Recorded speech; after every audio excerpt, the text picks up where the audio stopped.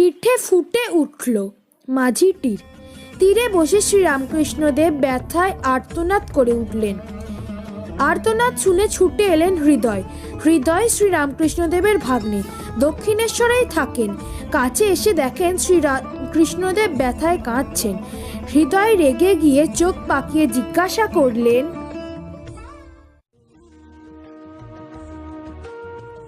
কে মেরেছে মামা? শুনি একবার তার নামটা।